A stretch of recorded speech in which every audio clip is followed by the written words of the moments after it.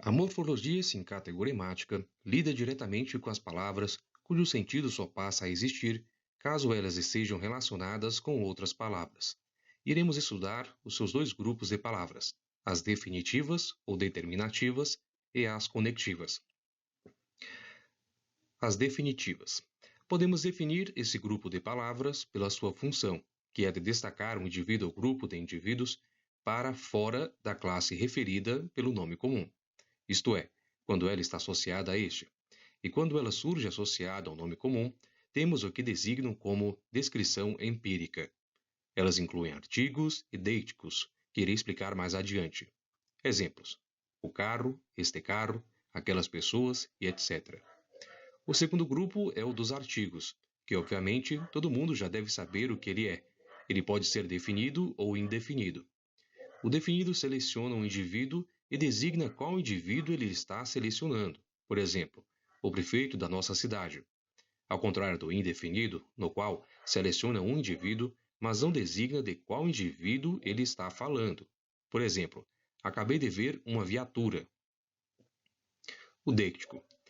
O que o Drivo designa como deictico é o mesmo que a nossa gramática chama de pronome demonstrativo, e justamente por ela limitar o nome comum, é chamada de palavra definitiva. Exemplos: esta mulher, este homem, esta aula e etc. Agora iremos falar dos conectivos. Os conectivos são palavras sincategoremáticas, cuja função é vincular palavras às outras palavras. Elas atuam como um adesivo que cinge as palavras categoremáticas dentro da nossa comunicação. Eles incluem preposições, conjunções e a pura cópula, cujos exemplos encontram-se na tela.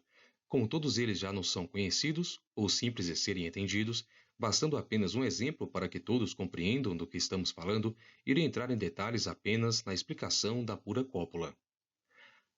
A pura cópula tem como função vincular o sujeito ao predicado, e ela, por extensão, está mais ligada à lógica do que propriamente à gramática.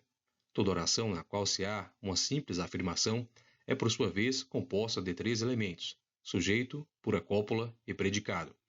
Esses dois tópicos ficarão para mais adiante, quando eu estiver lhes explicando a lógica do Trivium. Vamos citar alguns exemplos de pura cópula.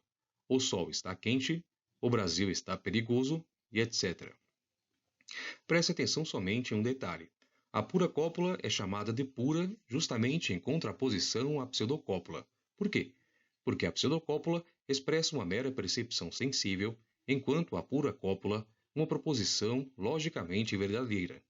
E é justamente por isso que a pura cópula está mais ligada à lógica do que propriamente à gramática. Por exemplo, com uma pseudocópula eu posso afirmar: a maçã cheira azedo. Essa frase é literalmente falsa, porque a maçã não é dotada da faculdade olfativa, sim os animais, dentre eles os seres humanos. E também a frase, na realidade, condensa duas proposições: a que eu cheiro a maçã e a que ela está azeda. E na aplicação da lógica, as nossas proposições precisam ser necessariamente apodíticas e o seu conteúdo autoevidente. Considere essa questão antes de penetrarem no estudo desse campo. Bem, pessoal, espero que tenham gostado do vídeo. Caso tenham gostado, não deixe de curti-lo e também de se inscreverem no meu canal. Até o próximo vídeo.